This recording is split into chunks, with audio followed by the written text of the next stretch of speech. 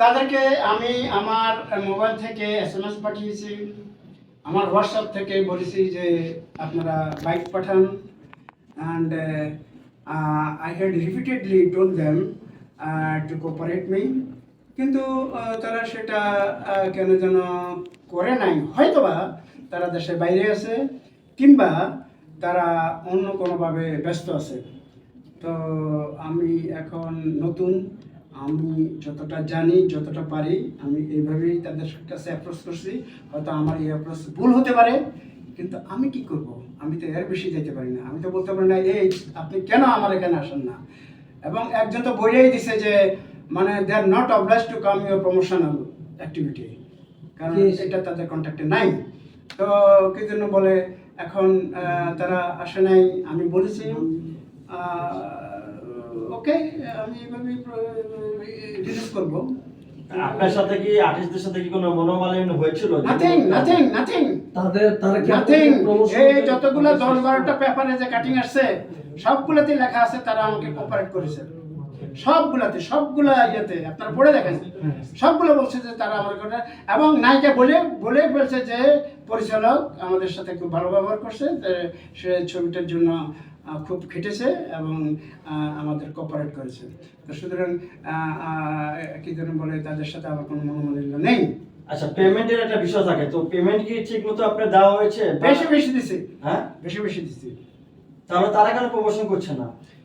This is not my lookout. It's not my problem.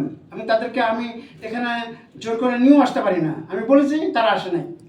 এখন maybe তারা বিদেশে আছে, মেবি তারা অন্য কোনো কাজে আছে। শুনলাম উচ্চিতার নাকি বিয়ে হয়ে গেছে, ওই নীরব নাকি মালদ্বীপ যাবে, আর নিপুণ আপাত নিউ ইয়র্ক আছে। তো সুতরাং এখানে আমার হার্ড লাক ফর মি, তাদেরকে আমি পেলাম না, বাস। তো তারা যদি তারা যদি সিনেমা কোনো প্রমোশন না করে, তো সেক্ষেত্রে আপনি কোনো আর্থিক ক্ষতির মুখে পড়বেন? ক্ষতি হলে ক্ষতিটা আমি মেনে নেব।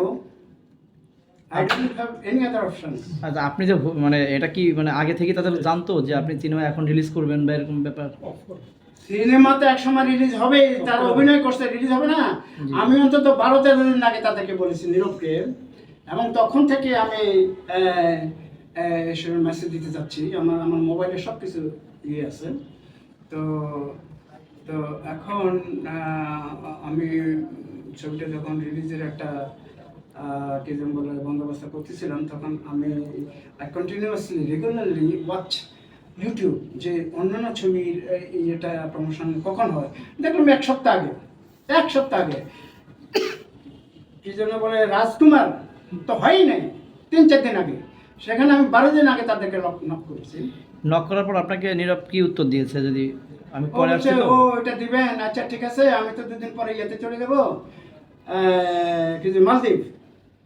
তো তখন আমি বললাম, লিখিতভাবে দিলাম যে তুমি একটা বাইক পাঠাও। তো